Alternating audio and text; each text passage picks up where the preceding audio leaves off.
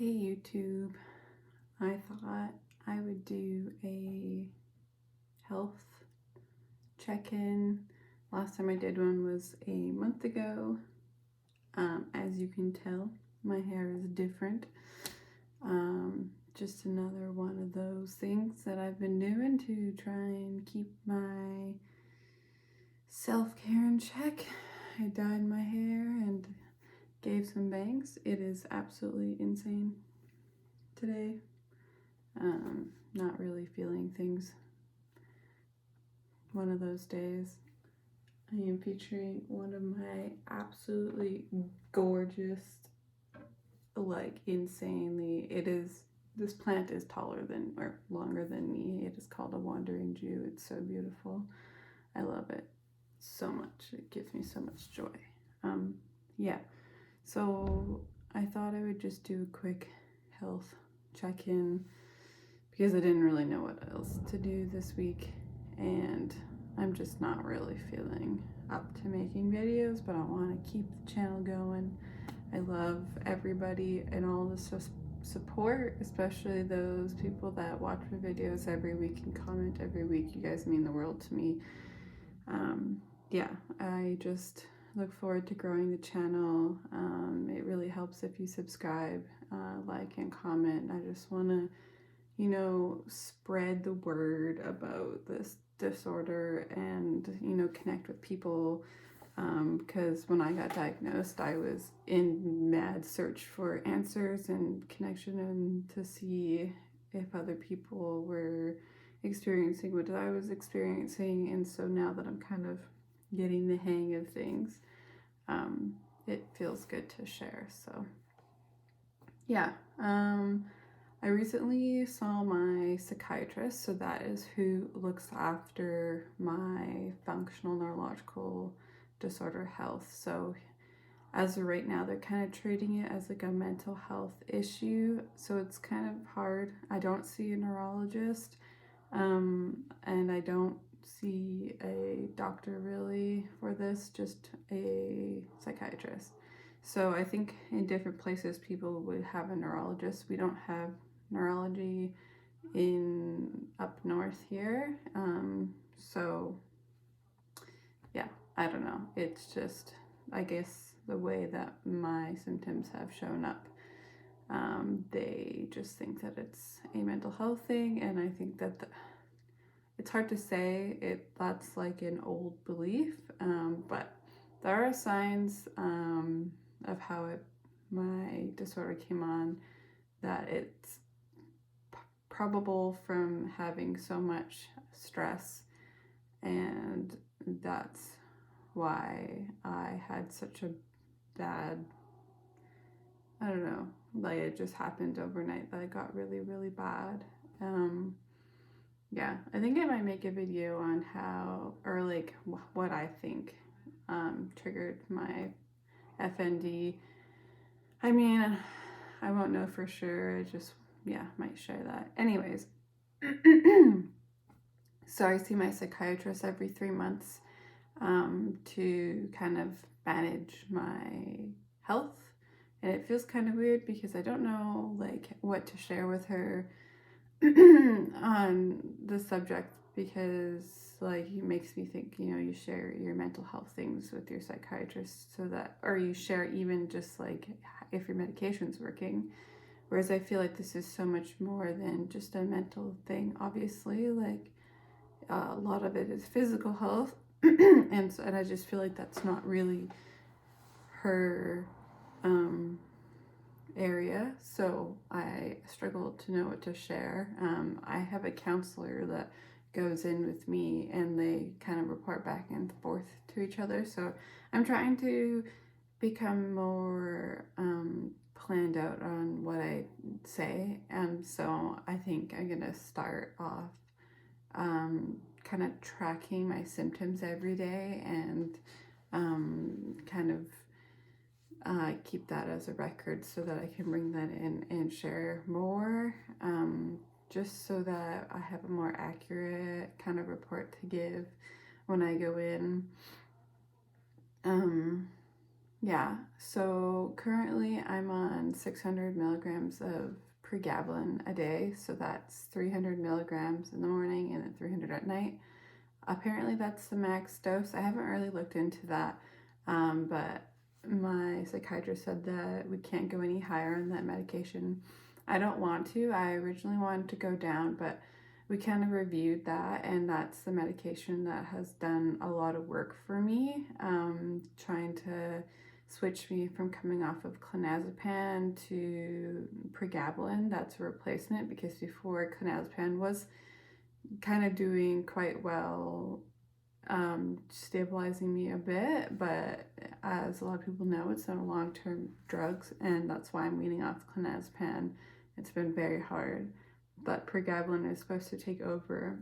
The side effects with that though is fatigue, so I am quite fatigued, and I sleep a lot, so I'll sleep over 12 hours a night, and then I'll nap about 2 hours a day. I have very low motivation.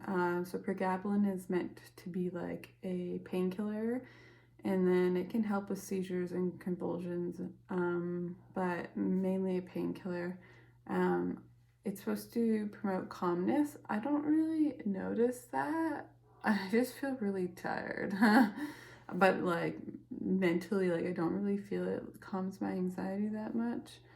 Um, yeah, so I originally wanted to come down that medication, and I talked a little bit about that with her.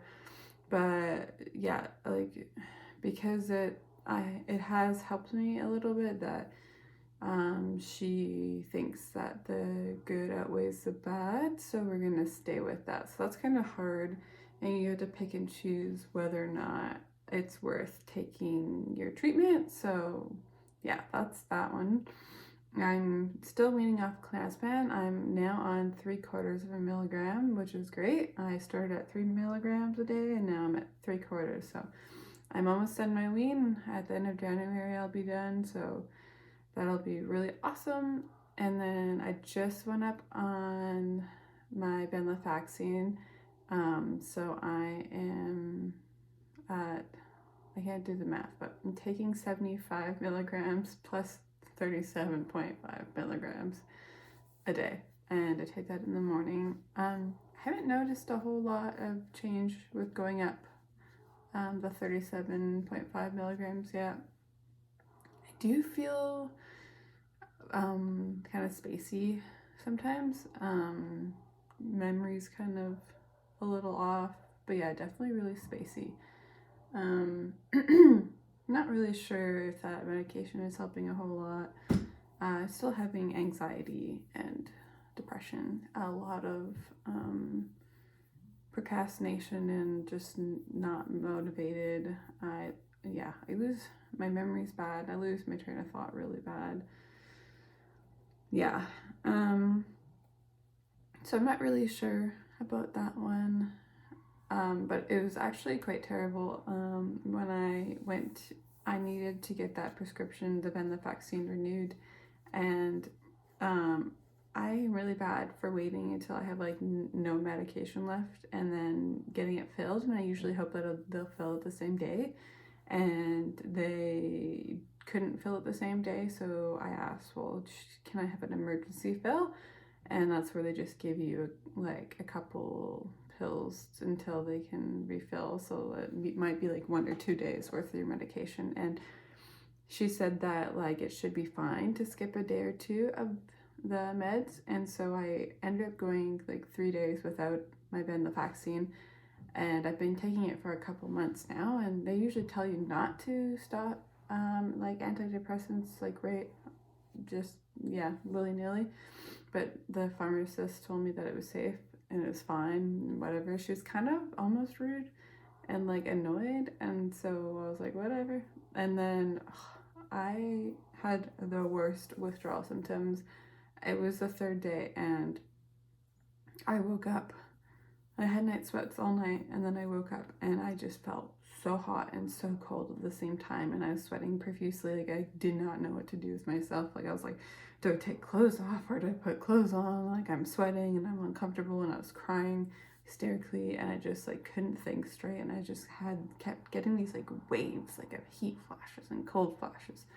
It was really bad. But that day my mom was able to get me my medication, and then I took it and I was fine the next day. But yeah, I just, it's so hard with taking medication and being reliant and having things like that happen. It's scary and uncomfortable. But yeah, so that is kind of what's going to be the plan for now. I'll see my psychiatrist again at the end of January. We're also working to get a autism diagnosis. So I didn't realize that for adults you actually have to pay to get a diagnosis. So she didn't know anybody who did it, which was kind of weird. So like that's just like goes to show like we really don't have good resources up here. I went online and Googled it and found some people online. So I found this one where you can like do an autism assessment online in 2 parts, and you pay, but you do like a first kind of screening with this woman, which is awesome. If she's an autistic woman who's a psychologist who specializes in it, and so you do like the 1 part screening, and if she thinks that you are autistic, then you do the second part, which is like the diagnosis part. So like you pay a little bit and then you pay the rest. But like it's kind of cool because if you do the first part and she doesn't think you're autistic, then you don't have to pay like the whole price. Because for a lot of people it's like $3,000 to do it. I think it's a little bit cheaper online, but I'm gonna look into that because they think that there is a huge connection between autism and my functional neurological disorder. So yeah, just trying to like work with that and try to understand myself more. I'm trying to do more stuff for myself too. I think I was saying that in the last video. Yeah, really focused on my art. I need to try and get out more and see friends. I've been extremely isolated, especially after I had the really bad day with withdrawal. That really like threw me off and I didn't feel good for a couple days.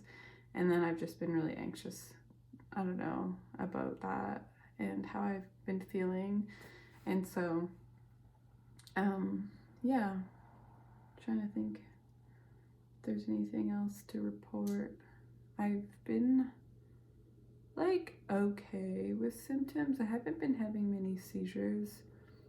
I would say like maybe 2-3 times a week, but not on the daily anymore. I definitely do feel ill every day. Like I have pain, a lot of like abdominal pain and like bladder pain, and not like bladder infection pain, but just weird aching, a lot of extreme fatigue, hard time with eating. I just don't have an appetite. Yeah.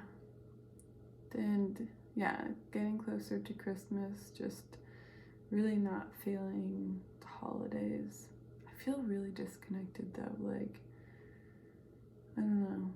And then the one thing too that's been kind of new is, I think it's called dystonia, where like your muscles flex and you get stuck in a certain position.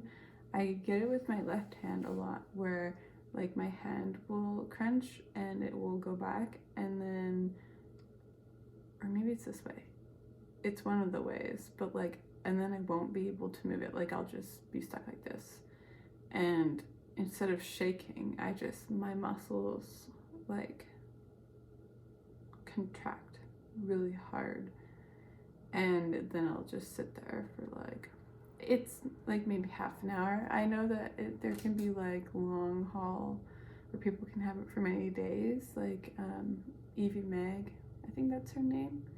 I watch her on Instagram. Yeah, but I'll have it like where my knee, like my legs will crunch up and my back will like hunch over and I can't move. and I'll just like curl in a ball and like my body's just like stuck. So that's kind of like a weird new symptom that I've had. And then the other one is, I can't remember if I shared this, but I'll be like talking to somebody, and then all of a sudden, like what we're talking about and what I was going to say will just like go away. And I'll just like sit there and I'll be trying to think about what I was saying and I can't find it. And my brain is just like completely blank. And I just feel like utter space. Like, it might be the medication, but I don't know. This video is going on so much longer than I thought. I really didn't want to make this video, but sometimes when I start, I just feel like I'm venting and it feels really nice.